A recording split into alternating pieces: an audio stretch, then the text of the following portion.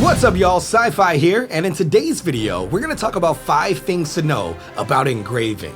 Now, if you just recently hit level 50 and you're starting to see those purple rocks pile up in your inventory, this video is going to help you understand the importance of them, as well as some other things you should keep in mind.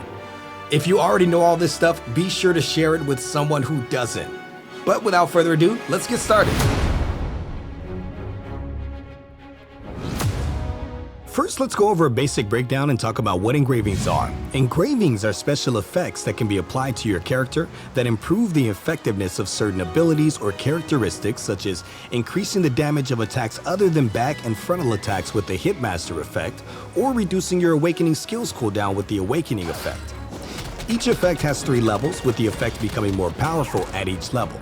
To view all of the engravings and their effects, access the engraving effect window by pressing Alt and I, or you can click roster on the bottom right, then engraving effect. While here, you can hover over each engraving to check out its benefits at each level and get a feel for which direction you want to start grinding towards. Now, if you want to view any effects that are currently applied to your character, press P or click character on the bottom right, then character profile. Here, you can also see the 3 levels with diamonds underneath. These diamonds are called nodes, and your goal is to fill or unlock each node to increase your level for that effect. In order to do this, you'll need to equip accessories and ability stones, or acquire and read engraving recipe books, which are things we'll go over later in this video. But not only is engraving a mechanic that will drastically improve your character's abilities, taking advantage of learning the ins and outs early on will only help as you take on even more challenging content at endgame. Speaking of learning early on, let's move on to the next topic and talk about engravings and ability stones. Ability stones are a resource you begin to acquire well before you reach level 50. And if you've been collecting these little purple rocks and wondering what use there is for them, this tip is for you. Ability stones are very important, and they provide a bonus to your vitality as well as effects from engravings.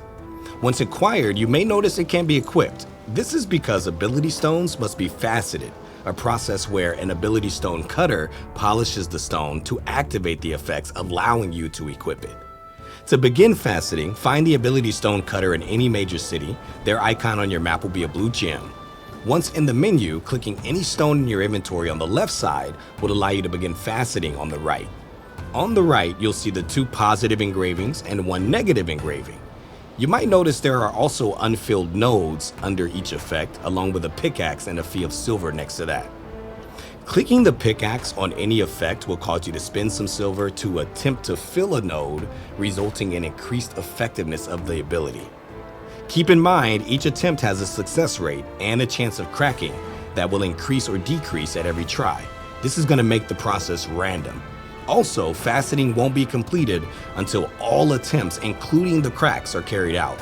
So be sure to check those rates. That way you can try to aim for the maximum amount of nodes to be filled for the positive effects, and hopefully none for the negative. Once complete, the results screen will show you the number of successful facets as well as what additional effects apply. While only 1 stone can be equipped at a time, don't be afraid to begin faceting and switching them out early on, as they can potentially provide the most amount of points towards your engravings, allowing you to activate them at the highest levels. Moving on, let's talk about engravings and accessories, because while you're getting used to faceting, you may realize that most of the time you're not going to activate as many nodes with just 1 ability stone. This is when making use of the accessories come into play. As you defeat mobs and bosses, do your dailies, complete quests, and other content in Lost Ark, you'll acquire accessories such as necklaces, earrings, and rings that'll come with random engraving effects. Hover over these accessories to view the effects and how many nodes will be filled if you decide to equip it. But keep in mind that combining that ability stone with accessories that also have that same engraving effect is what maximizes how many nodes are filled, resulting in those increased levels. And this is what will make checking out the accessories you acquire important, as opposed to focusing only on the basic effects you receive. So next time you're out there looting, be sure to keep an eye out on what effects you can gain. Number 2, custom engravings. Along with finding random engravings attached to ability stones and accessories, custom engravings will allow you to manually apply 2 specific engravings to your character. During the first topic, we went over how you can view all of the engravings in the engraving effect menu.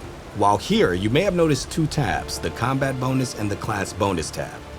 The Combat tab shows you engravings that can be equipped with any class, and viewing the Class tab will show effects specific to the class you're playing with.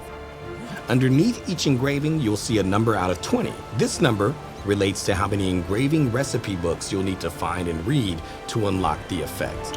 These books can be acquired throughout your daily sessions and come in different rarity tiers: uncommon, rare, epic, and legendary.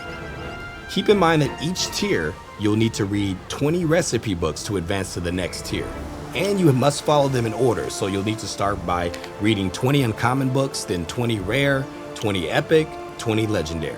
And although it may sound like a grind, you're going to acquire these by completing content such as side quests, dungeons, towers, even just exploring islands. Also, the great thing about custom engravings is that once they're unlocked, it's unlocked for all of your characters on that server. Now that you know the important tips about engraving, let's move on to the last tip and talk about starting early.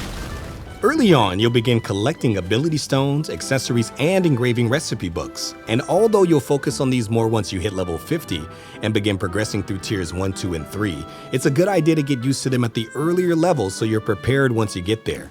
Be sure to check out all of the engravings that can be applied, maybe even begin collecting and saving engraving recipe books until you decide how you want to progress.